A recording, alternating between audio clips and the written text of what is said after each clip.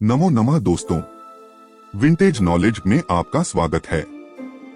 यहाँ हम समझते हैं, जानते हैं और खोजते हैं वो अनमोल ज्ञान जो समय के साथ बदल गया है, लेकिन हमारी सोचों को आज भी प्रभावित करता है। इस आध्यात्मिक सफर में जहाँ हम साकार और निराकार की अनगिनत रहस्यों की ओर बढ़ेंगे, आज हम आपको लेकर जा रहे हैं उस अनंत सत्य की ओर जिसे हम मोक्ष कहते हैं। इस आत्मिक सफर में हम सीखेंगे कैसे आत्मा का साक्षात्कार करके हम अपने जीवन को धन्यमय और परम शांति से भर सकते हैं। आत्मा के अंग अंग से जुड़ा एक अनंत सफर, आत्मा का पुनर्जन्म। भारतीय संस्कृति में अंतरात्मा को अविनाशी और अमर माना गया है। वेदों में इसे आत्मा कहा जाता है, जो सच्चे स्वरूप में ब्रह्मा, विष्णु और महेश्वर का हिस्सा है। यह शारीरिक दुखों और मृत्यु के पीछे स्थित है और इसका ज्ञान मुक्ति की प्राप्ति में मदद कर सकता है। ऋग्वेद में एक श्लोक है, अस्तोमा सद्गमय तमसोमा ज्योतिर्गमया मृत्योर्मामृतं गमय। इसका अर्थ है, हमें असत्य से सत्य, अंधकार से प्रकाश और मृत्यु से अमृत तक पहुंचाओ। यह सच्चे ज्ञान की प्राप्ति की प्रार्थना करता है। भगवद गीता ने अंतरात्मा के महत्वपूर्ण सिद्धांतों का विस्तार से विवेचन किया है। यहाँ भगवान श्री कृष्ण अर्जुन को जीवन के असली उद्देश्य की ओर प्रवृत्ति करने के लिए प्रेरित करते हैं। गीता में श्री कृष्ण कहते हैं, न जायते म्रियते वा कदाचित। इसका मतलब है कि आत्मा न कभी जन्मती है और न कभी मरती है। यह केवल शरीर का विनाश होता है, आत्मा अनंत और अविनाशी है। आध्यात्मिक साधना जैसे कि ध्यान, प्राणायाम और योग भारतीय दर्शनों में मोक्ष की प्राप्ति में मदद करने के लिए अद्वितीय तरीके हैं। इनके माध्यम से व्यक्ति आत्मा का साक्षात्कार कर सकता है और अपने आत्मिक अद्वितीयता को महसूस कर सकता है।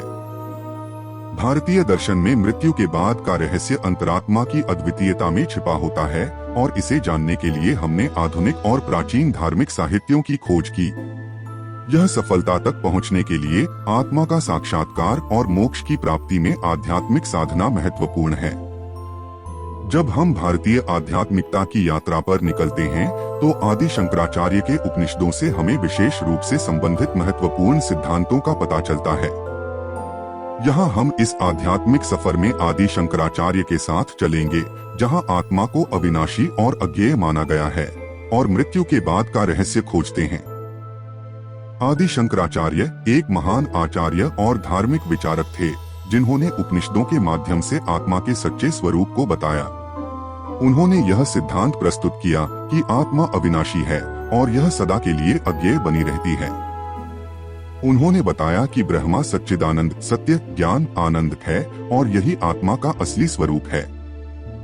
आत्मा कभी नहीं मरती और न कभी जन्मती है, इसलिए इसे नित्य और अविनाशी कहा जाता है। आदि शंकराचार्य ने उपनिषदों के अध्ययन से सीखा कि आत्मा ब्रह्मा से एक है और इसका आत्मानुभव करना मोक्ष की प्राप्ति में मदद करता है। उपनिषदों में आत्मा को तत्त्वमसि तू वही है कहा गया है, जिससे यह सिद्ध होता है कि हर व्यक्ति ब्रह्मा का अंश है। यहाँ हम उपनिषदों के एक महत्वपूर्ण श्लोक को विचार कर सकते हैं, अहम ब्रह्मास्मि, मैं ब्रह्मा हूँ।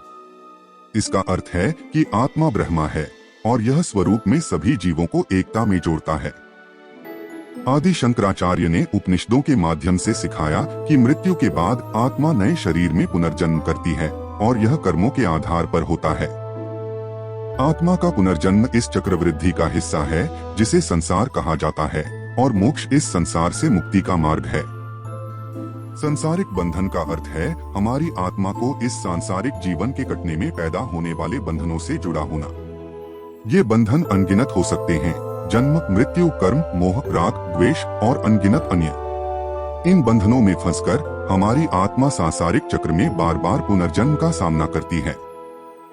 ये बंधन हमें व्यक्ति बनाते हैं और हम अपनी आत्मा को इस सांसारिक जगत में अज्ञान, अधिकार और अधर्म के जाल में फंसी महसूस करते हैं। इससे हमारी आत्मा अपने असली स्वरूप को भूल जाती है और मुक्ति की ओर जाने का मार्ग खो बैठती है। मुक्ति का अर्थ है आत्मा की मुक्ति, जिससे वह परमात्मा के साथ एक हो जाती है।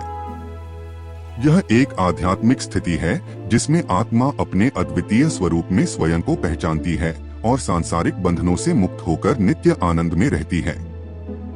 इसके लिए व्यक्ति को आत्मा के सच्चे स्वरूप की पहचान करनी पड़ती है और इसके लिए आध्यात्मिक साधना, ध्यान, योग और अनुष्ठान की आवश्यकता होती है। मुक्ति का मार्ग आत्मसमर्पण, निष्काम कर्म और आध्यात्मिक ज्ञान के माध्यम से प्राप्त हो सकता है। यहाँ तक कि मृत्यु भी आत्मा के लिए एक स्थान है जहाँ वह अपने कर्मों का फल भोगती है और सांसारिक बंधनों से मुक्त होती है। मृत्यु का अर्थ है आत्मा के विशेष अवस्था में जाना, जहाँ वह अपने पिछले कर्मों का फल भोगती है और आध्यात्मिक सुधार का अवसर पाती है। इस आध्यात्मिक सफर में हमने सांसारिक बंधनों का विश्लेषण किया है, मुक्ति के मार्ग को समझा है और यह जानने का प्रयास किया है कि कैसे मृत्यु भी आत्मा के लिए एक अवसर हो सकता है। आत्मा की मुक्ति के प्रति हमारा समर्थन बना रहें और ध्यान रखें कि सत्य, ज्ञान और आनंद की अद्वितीयता का अनुभव ही हमारी असली मुक्ति है। कर्म का महत्व स्पष्ट है, जैसा कि भगवत गीता के एक श्लोक में कहा गया है, कर्मण्येवाधिकारस्ते मा फलेषु कदाचन। इसका अर्थ है कि हमें कर्म करने का अधिकार है, लेकिन हमें फल का आसक्ति नहीं करनी चाहिए। इससे हम आत्मा के मुक्ति की ओर बढ़ सकते हैं। भगवत गीता में कहा गया है कि योग 3 प्रकार के होते हैं, कर्मयोग, भक्ति योग और ज्ञान योग। ये योग हमें आत्मा के साथ संबंध स्थापित करने में मदद करते हैं और कर्म की शुद्धता में समर्थ बनाते हैं। आत्मा के साथ समर्पण के माध्यम से ही हम अपने कर्मों को भगवान के सामर्थ्य में समर्पित कर सकते हैं, जिससे हमारी आत्मा को सत्य की दिशा में प्रकट हो सकता है। मोक्ष या मुक्ति वह उच्चतम धार्मिक लक्ष्य है जिसकी प्राप्ति के लिए हम सभी जीवात्माएं यह सोचती हैं। मोक्ष पाने की यह अद्भुत यात्रा हमें आध्यात्मिक सिद्धि और सुख शांति की प्राप्ति की दिशा में मार्गदर्शन करती है। इस लंबे चिंगारीदानी रास्ते पर हमें कई साधने और सिद्धि योग्यताएं अर्जित करनी होती हैं। 1. आध्यात्मिक अनुष्ठान। मोक्ष की प्राप्ति के लिए पहला कदम आध्यात्मिक अनुष्ठान की दिशा में उत्साही रूप से बढ़ाना होता है। यह आत्मा को प्रशिक्षित करने और सत्य की ओर बढ़ने में मदद करता है। ध्यान, प्राणायाम और मनन जैसे आध्यात्मिक प्रक्रियाओं के माध्यम से आत्मा को पहचानने का कार्य किया जाता है। 2. गुरु की शरण। गुरु की शरण में जाना मोक्ष की यात्रा में एक महत्वपूर्ण कदम है। गुरु के मार्गदर्शन में जीवन की सार्थकता को समझने में सहायक होता है और उसकी शिक्षाएं हमें आध्यात्मिक समृद्धि की दिशा में प्रेरित करती हैं। 3. कर्मयोग। मोक्ष प्राप्ति के लिए कर्मयोग का महत्वपूर्ण योगदान है। कर्मयोग में हमें निष्काम कर्म करने की शिक्षा होती है, जिससे हम बंधनों से मुक्त होकर आत्मा के नजीक आते हैं। 4. भक्ति योग। भक्ति योग आत्मा को दिव्यता की ओर प्रवृत्त करने में मदद करता है। भगवान के प्रति भक्ति और समर्पण से हम अपने आत्मिक साक्षात्कार की दिशा में बढ़ सकते हैं। 5. ज्ञान योग। ज्ञान योग में सत्य और आत्मा के अद्वितीयता की समझ प्राप्त होती है। शास्त्रों का अध्ययन और आत्मा के वास्तविक स्वरूप की समझ में ज्ञान योग का योगदान होता है। 6. सत्संग। सत्संग में सत्पुरुषों के साथ समय बिताना मोक्ष की दिशा में एक अच्छा कदम है। उनके साथ रहकर, उनके संगीत, उनके विचारों को सुनकर हमारी आत्मा को शुद्ध करने में मदद होती है। 7. त्याग और वैराग्य। मोक्ष की यात्रा में त्याग और वैराग्य का महत्व अत्यंत उच्च है। संग, आसक्ति और अनावश्यक सांसारिक बंधनों से त्याग करने से ही हम आत्मा को मोक्ष की ऊंचाई पर पहुंचा सकते हैं। मोक्ष प्राप्ति की यात्रा व्यक्ति से व्यक्ति अलग हो सकती है, लेकिन यह अद्भुत यात्रा जीवन को सार्थक बनाने का एक नया माध्यम है।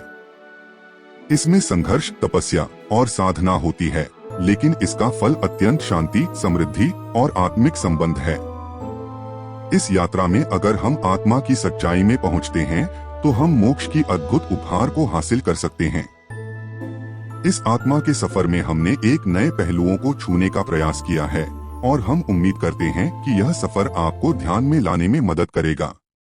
आत्मा की गहराइयों में खोज करते रहें और जीवन की सबसे महत्वपूर्ण यात्रा में हमें आपका साथ मिलेगा। धन्यवाद।